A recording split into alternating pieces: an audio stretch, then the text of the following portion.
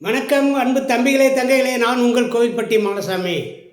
மாணவ கண்மணிகளே, நம்ம போட்டித் தேர்வுகளில் கணிதத்தில் கேட்கப்படுகின்ற 25 அல்லது 20 கேள்விகளை முழுமையாக சரியான விடை எழுதி முழு மதிப்பெண் பெறணும் அப்படிங்கிற நோக்கத்தோட நம்ம இப்போ கணித பாடங்கள் படிச்சுக்கிட்டே வந்துட்டுருக்கோம்.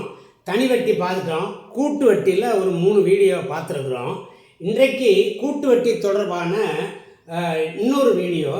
இந்த வீடியோவில் நம்ம என்ன படிக்க போகிறோம் அப்படிங்கிறத தம்ப்நெயிலே போட்டிருக்கேன். இப்போ கூட்டு வட்டி அப்படின்னா உங்களுக்கு ரூபாய் கட்டாயமாக இருக்கும். ஒரு 10,000 ரூபாயை ஒருவர் ஒரு வங்கியில் போய் ஒரு 10% வட்டி வீதத்தில் ஒரு 2 ஆண்டுகளுக்கு செலுத்துகிறாரு, அது கூட்டு வட்டி எவ்வளோ கிடைக்கும் அப்படின்னு கேட்பாங்க. இன்றைக்கு நம்ம நடத்த போகிற கணக்குகளில் ரூபாயே வராது, பணமே இல்லாத ஒரு கூட்டு வட்டி. அது எப்படி அப்படிங்கிறத, அந்த மாதிரி கணக்கு என்ன மாதிரி கணக்கு, அது எப்படி செய்யணும் அப்படிங்கிறத இன்றைக்கி வீடியோவில் பார்ப்போம். வீடியோவை ஸ்கிப் பண்ணாமல் கடைசி வரைக்கும் பாருங்கள் மாணவ கண்மணிகளே. மாணவ கண்மணிகளே, இப்போ முதல்ல கணக்கை படிக்கிறேன், கவனிங்க. 13வது கணக்கு. ஒரு நகரத்தின் மக்கள் தொகை 20,000. ஆண்டுதோறும் மக்கள் தொகை 10% உயர்ந்தால் 3 ஆண்டுகள் முடிவில் அந்நகரத்தின் மக்கள் தொகை எவ்வளவு? இது ஒரு நகரத்தில், ஒரு டவுனில் மக்கள் தொகை தற்போதைய மக்கள் தொகை. இப்போ பொதுவாக ஒரு நகரத்தின் மக்கள் தொகை அப்படின்னு கொடுத்துட்டாங்கன்னா தற்போதுன்னு அர்த்தம். இப்போ மக்கள் தொகை 20,000 பேர் இருக்காங்க. ஒரு வருஷத்துக்கு 10% மக்கள் தொகை உயருமா வழக்கமாக. அப்படின்னா ஒரு 3 ஆண்டுகள் கழித்து அதனுடைய மக்கள் தொகை எவ்வளவு? இது கூட்டு வட்டி தொடர்புடைய கணக்கு. எப்படி அப்படின்னா, கூட்டு வட்டி நம்ம எப்படி செய்கிறோமோ அந்த அந்த கணக்கீட்டினுடைய பயன்பாட்டை வச்சுக்கிட்டு அப்படியே இந்த கணக்கை செய்ய போகிறோம். கவனிங்க. இப்போ அந்த மக்கள் தொகை 20,000.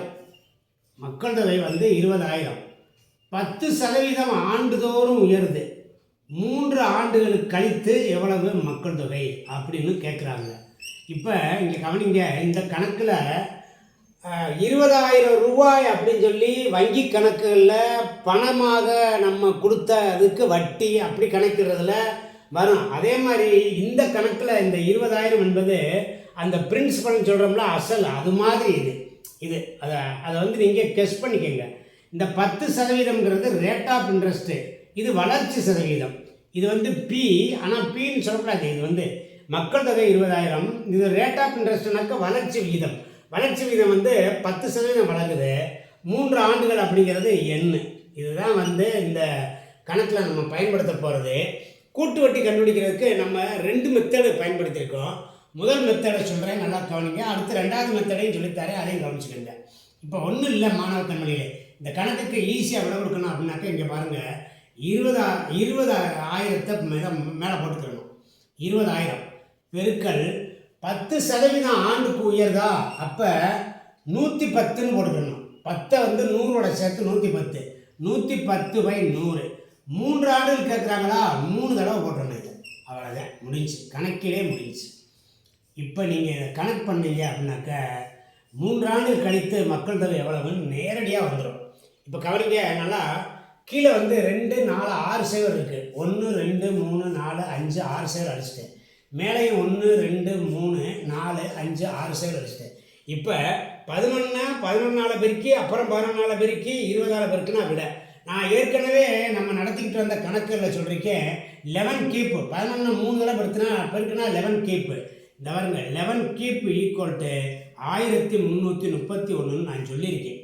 அதாவது 11 பெருக்கி வர்றதை 11 பெருக்குனீங்கன்னா 1331. இதை ஒரு 20 பெருக்குனீங்க அப்படின்னாக்க விட 26,620. அவ்வளோதான். பெருக்கிட்டு நீங்கள் பார்த்துக்கிட்டு இருங்க மாணவ கண்மணியில, பெருக்கி போட்டுக்கிட்டு இருங்க. இதான் கணக்கோட விடை. முடிஞ்சுங்களா? Right sir. இது மெத்தடு 1. இன்னொரு மெத்தடு என்ன மெத்தடு சார்? இன்னொரு மெத்தடு நம்ம 3-3-1 மெத்தடு செய்வோம்ல, அதுலேயும் செய்யலாம். 3-3-1 மெத்தட் இருக்குது பார்த்தீங்கன்னா, அதுலேயும் செய்யலாம். அதில் என்னென்னா கூடின மக்கள் தொகை மட்டும் வரும்.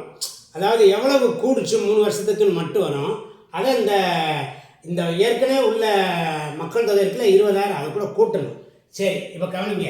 இப்போ 20,000 மக்கள் தொகை, இதுக்கு 10%, இது வந்து 100%. எப்பயுமே 20,000 கொடுக்குற அந்த வேல்யூ வந்து 100%.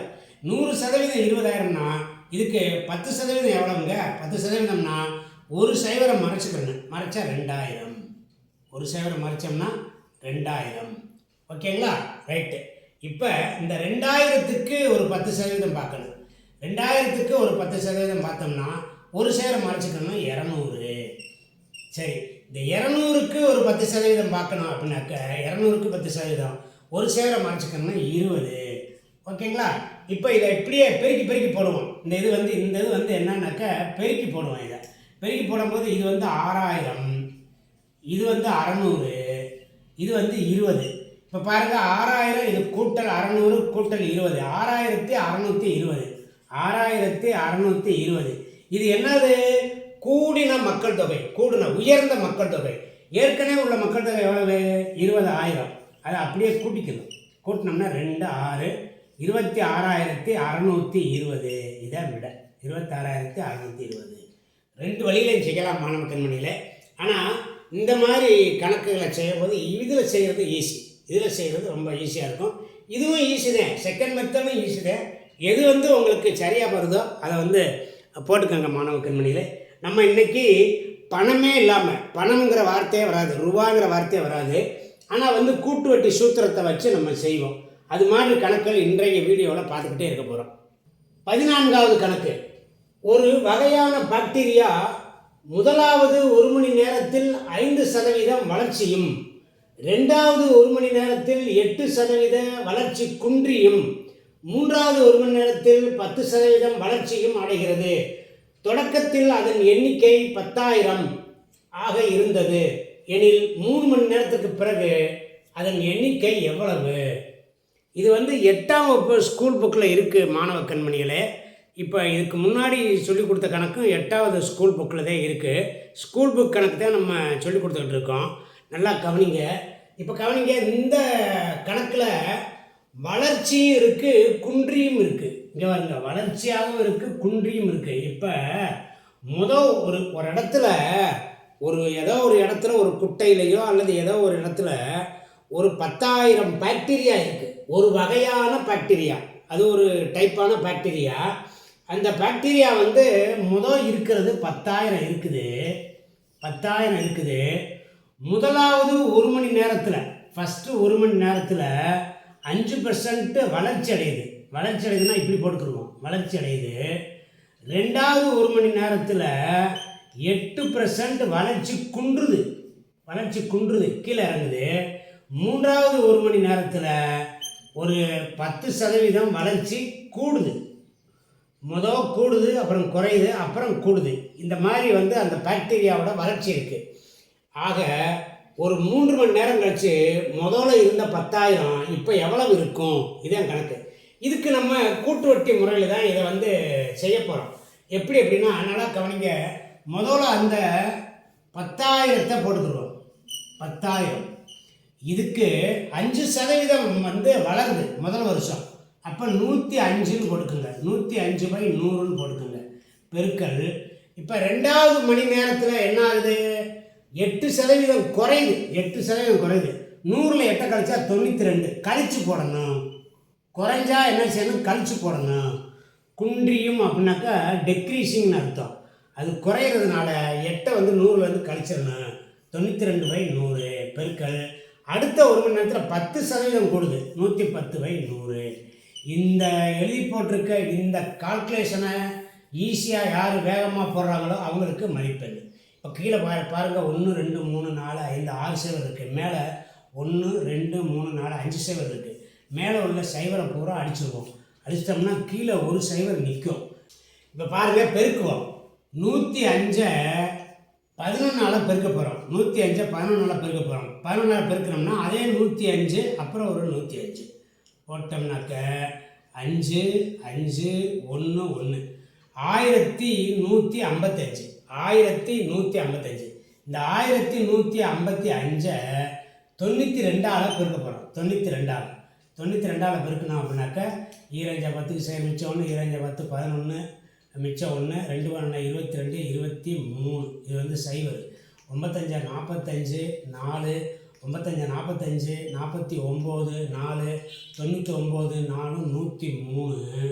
இப்போ இதை கூட்டினீங்கன்னா சைவர் 6 9 3 12 2 மிச்சம் 1 6 பாருங்கள் இதில் வந்து 1,06,260 வந்துருச்சு. இங்கே ஒரு சைவர் இருக்கார்ல, இந்த சைவரை மறந்துடக்கூடாது, இதுக்கு அடிச்சு விட்டணும். அப்போ 10,626. அது வந்து முதல்ல 5% கூடி 2வது 8% கழிஞ்சு 3வது 10% கூடுனா கடைசியில் அதனுடைய இருப்பு எவ்வளோ இருக்குன்னா 10,626 பாக்டீரியா இருக்கும். இந்த இருக்கிறது சி விடை கரெக்டு. மாணவ கண்மணியில் இந்த கணக்கு வந்து ஒரு தடவை கூடுது ஒரு தடவை குறையுது அப்புறம் இன்னொரு தடவை கூடுது. அதனால் இந்த 2வது மெத்தடு போட வேண்டாம், இந்த மெத்தட்லேயே நீங்கள் போட்டு விடையை கொடுத்துருங்க மாணவ கண்மணி. டிஎன்பிஎஸ்சி தேர்வுகளில் இந்த கணக்கை அப்படியே எந்த ஒரு டேட்டாவையும் மாற்றாமல் அப்படியே கொடுக்குறாங்க. அதனால் இதை வந்து அப்படியே நீங்கள் போட்டு பழகிக்கங்க மாணவ கண்மணியில். கவனிங்க, 15வது கணக்கு. ஒரு நகரத்தின் மக்கள் தொகை ஆண்டுக்கு 6% அதிகரிக்கிறது.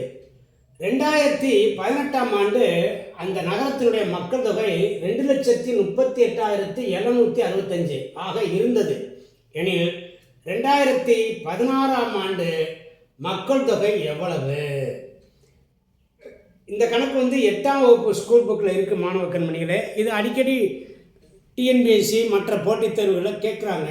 அதனால் இந்த கணக்கை எப்படி செய்கிறது அப்படின்னு சொல்லி பார்ப்போம். பாருங்கள், இப்போ பாருங்கள், ஒரு நகரத்தினுடைய மக்கள் தொகை ஒரு வருஷத்துக்கு 6% அதிகரிக்குதான். 2018 மக்கள் தொகை கொடுத்துருக்காங்க. 2016 மக்கள் தொகை எவ்வளோ கேட்குறாங்க. ரிவர்ஸில் போகுது இந்த கணக்கு, நல்லா கவனிங்க.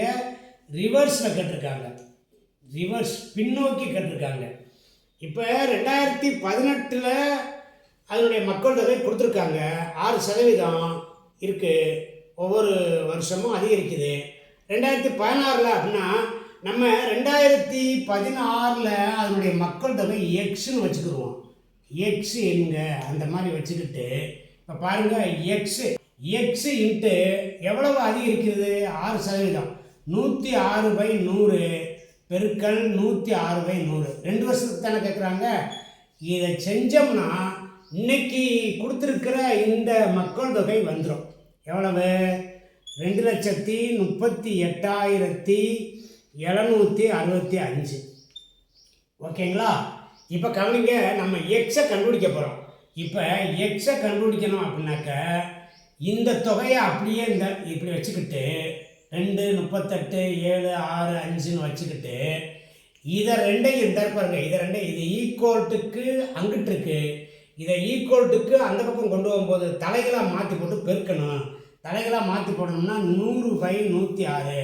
நல்லா கவனிச்சுக்கோங்க, இது தலைகளாக மாற்றி போட்டு பெருக்கணும். ஏன் அப்படின்னா இந்த பக்கம் பெருக்கல் இருக்கிறது அந்த பக்கம் வகுத்தலில் வரும். வகுத்தலில் வந்தால் என்ன செய்யணும்னா தலைகளாக மாற்றி போட்டு பெருக்கிடலாம். ஓகேங்களா? பின்னமாக இருந்துச்சுன்னா தலைகளாக மாற்றி போட்டு பெருக்குனா அது வந்து வகுத்தலுக்கு அர்த்தம். சரி, இப்போ இதை செஞ்சோம்னா விட இதை எப்படி செய்கிறது? நிறையா மாணவர்கள் இதை வந்து செய்ய தெரியாமல் ரொம்ப வந்து கஷ்டப்பட்டுக்கிட்டு இருப்பாங்க. இப்போ நீங்கள் பாருங்கள், இந்த பகுதி இருக்கு பாருங்க, இந்த பகுதி இந்த சிம்பிளிஃபிகேஷன் இது ரொம்ப ரொம்ப முக்கியம். இப்போ நான் சொல்லித்தர இந்த சிம்பிளிஃபிகேஷன் மெத்தடை அப்படியே மனப்பாடம் கூட பண்ணிக்கிறேங்க. அப்படியே ஒரு சும்மா ஒரு ஓரளவு 2-3 போட்டு பார்த்தீங்கன்னா தெரிஞ்சுக்கிறோம். இப்போ பாருங்கள், இதை வந்து அடிக்கிறேன். 50 2 100, 53 2 106, 50 2 100, 53 2 106. ரைட்டா? இப்படி வச்சுக்கோங்க. இப்போ சார் இதை என்ன சார் செய்கிறது, இதை எப்படி வகுக்கிறது? இங்கே காருங்க, உங்களுக்காக வகுத்து காட்டுறேன். இப்போ இந்த பாருங்க, 2 3 8 7 6 5 இதை வந்து எத்தனையால் வகுக்கணும் அப்படின்னாக்கா 53. மொதல் ஒரு 53ஆல் வகுப்போம். 53ஆல் வகுப்போம். விடையை வந்து மேலே போடுவோம். விடையை வந்து நம்ம ஈவை வந்து மேலே போடுவோம். இப்போ இங்கே கவனிங்க, இங்கே 53 இருக்குது, இங்கே 238 இருக்குது. இது 50ன்னு வச்சுக்கோங்க. இந்த 238ல் 4 50 200 4 தடவை இதை 4ஆல் பெருக்குங்க. 4 3 12க்கு 2 மிச்சம் 1 4 5 20 20 21 212. அப்படியே கழிச்சிங்கன்னா 6 இது 2 26 வந்துருச்சா? இந்த 26 கூட இந்த 7 இறக்குங்க. இந்த இருக்காருங்க, இந்த 7 இறக்குங்க. இறக்குனீங்கன்னா இது 250க்கு மேலே இருக்கா? அப்போ 5 தடவை போடுங்க. 5 தடவை போட்டிங்கன்னா இங்கே வருங்க 5 25 250. இப்போ பெருக்கி போடுங்க. 5 15, 15க்கு 5 மிச்சம் 1, 5 25 26, 265. மிச்சம் வந்து 2 மட்டும் இருக்கும். 2 மட்டும் இருக்கா? இந்த இடத்துல நல்லா கவனிங்க. இந்த இடம் ரொம்ப ரொம்ப முக்கியம். இப்போ ஒரு 6 இறக்குறீங்க, இறக்குன பிறகும் வந்து 26 53ஆல் வகுக்க முடியாதுன்னு இங்கே ஒரு சைவர் போடணும். இது வந்து ரொம்ப ரொம்ப முக்கியமான, இந்த இடம் ரொம்ப முக்கியமான இடம். இதை வந்து நல்லா கவனிச்சுக்கோங்க. இந்த இடத்துல தான் மாணவர்கள் தப்பு பண்ணுறீங்க. சரி, இப்போ மறுபடியும் இன்னொரு 5 இறக்கிடலாம். இறக்கிட்டோமா? 265. 265 5 ரூபா போடுங்களேன். 5 ரூபா போட்டால் அந்த 265 வந்துச்சா? பெருக்குன்னா 265. சரியா போச்சா? இது 0. ஆக 4505. நல்லா கவனிச்சுக்கோங்க. 4505. மறுபடியும் இந்த 4505 எத்தனையால் வகுக்கணும்? 53ஆல் வகுக்கணும். ஏன் பாருங்கள், இங்கே இன்னொரு 53 இருக்காருங்க. இதை அடித்தோம்னா இது வந்து அடித்தோம்னா எவ்வளோ வருது? 4505 வருது. இப்போ மறுபடியும் இதை கொண்டு இதை அடிக்கணும் என்ன செய்யறது? இப்போ பாருங்கள், 450 9 தடவை போட்டோம்னா 450க்கு மேலே போகும். இந்த 9 27 வராது. அதனால் 8 தடவை போடுங்க. 8 24, 8 40, 424. 8 40, 8 24, 424. இப்போ இதை கழிங்க 6, இதை கழிச்சிங்கன்னா 2 5 265. 5 தடவை 265. சரியா போச்சா? இப்போ நம்மளுக்கு என்ன இருக்குன்னா இங்கே 85 இருக்குது. 85 இங்கே 85 வந்துருச்சா? இப்போ இந்த மொதல் 53 கொண்டு அடித்தோம், 4505 வந்துச்சு. இந்த 53 இதை கொண்டு அடிக்கும் போது 85 வந்துருச்சு. எப்பயுமே மாணவ கண்மணியில் இந்த கணக்கீட்டில் வந்து சரியாக வகுப்படும். அப்படி நம்பர் தான் நமக்கு கொடுத்துருப்பாங்க. இப்போ என்ன செய்யணும்னா 85 × 50 × 50 அதுதான் விட. ரைட்டுங்களா? 50 பெருக்கணும்னா 0 0 5 75 2500. இந்த 85 2500ஆல் பெருக்க போகிறோம். 85 2500ஆல் பெருக்க போகிறோம். பெருக்குனா இங்கே கவனிங்க, இந்த 0 தனியாக விட்டுருவோம். 5 25க்கு 5 மிச்சம் 2, 5 40 42, 2 10க்கு 0 மிச்சம் 1, 2 16 1 17.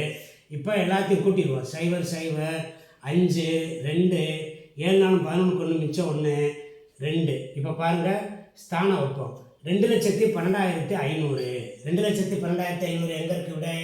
இந்த இருக்குது. ஏ விடை சரி. 2,12,500. ஆக ரிவர்ஸில் கேட்டாங்கன்னா எக்ஸ்னு வச்சுக்கிட்டு செய்யணும். இதே ரொம்ப ரொம்ப முக்கியம்.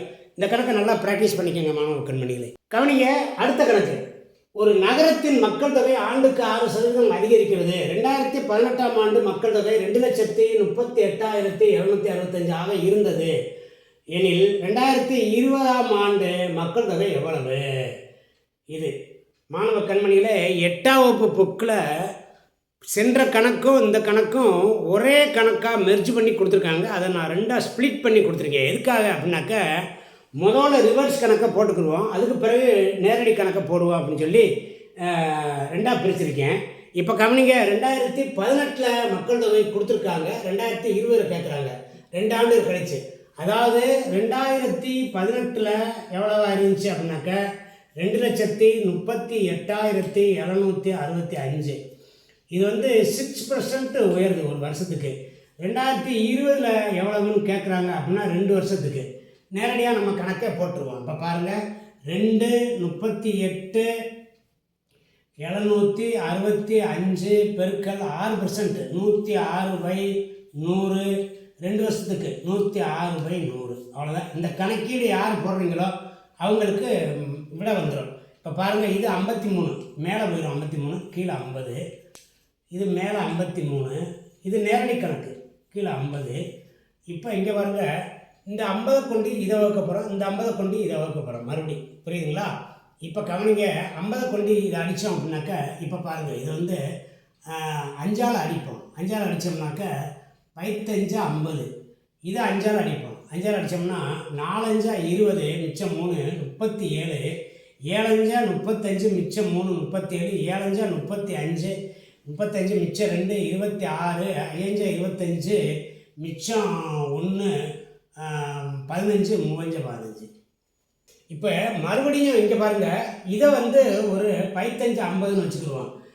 இது 5ஆல் அடிக்கும்போது 9×5 45, மிச்சம் 2 27, 5×5 25, மிச்சம் 2 25, 5×5 25, 5 இங்கே வந்து 3 இருக்கும். 3 பேராக ஒரு சைவர் போட்டுக்குருவோம். சைவர் போட்டுக்கிட்டு 30 ஆக்கணும்னா 0.6, 6×5 30.6. ஓகேங்களா? இப்போ இதை அடிச்சாச்சு. இப்போ பாருங்கள் மாணவ கண்மணியில், இங்கே ஒரு 10 இருக்குது, இங்கே ஒரு 10 இருக்குது. பைத்தா 100 கீழே 100 போட்டுருவோம். 100 போட்டோம்னா ஏற்கனவே இங்கே ஒரு புள்ளி இருக்குது. அப்போ இந்த புள்ளி 2 ஸ்தானம் தள்ளி வரும். அப்போ இங்கே வருங்க 95.506.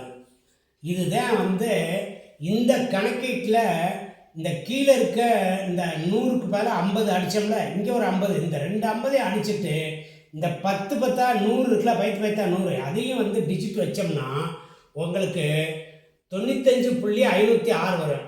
இதை 53ஆல் பெருக்கி இன்னொரு 53ஆல் பெருக்குனீங்க அப்படின்னா விடை எவ்வளோ வரும்னா, நீங்கள் பெருக்கி போட்டுக்கோங்க மாணவ கண்மணியில், 2,02,276 வரும். இதுக்கு விடை 95.506 53ஆல் பெருக்குங்க. அப்புறம் வந்த விடையை இன்னொரு 53ஆல் பெருக்குங்க. பெருக்குனீங்கன்னா 2,68,276 வரும். இதுதான் விடை. மாணவ கண்மணியில் இன்றைக்கி வீடியோவில் ஒரு 4 கணக்குக, அதாவது பணமே இல்லாமல் கூட்டு வட்டி முறையை பயன்படுத்தி நம்ம ஒரு நகரத்தினுடைய மக்கள் தொகை உயர்வு அப்புறம் குறைவு அதை கண்டுபிடிக்கிறது, இந்த பாக்டீரியாக்களது எண்ணிக்கை வந்து உயர்வு குறைவு அதை கண்டுபிடிக்கிறது, இதை வந்து ரொம்ப அருமையாக கற்றுக்கிட்டோம். இந்த 4 கணக்கில் இருந்து ஏதேனும் ஒரு கணக்கு டிஎன்பிஎஸ்சி குரூப் 1 குரூப் 2 சர்வீஸில் வந்து கேட்குறாங்க.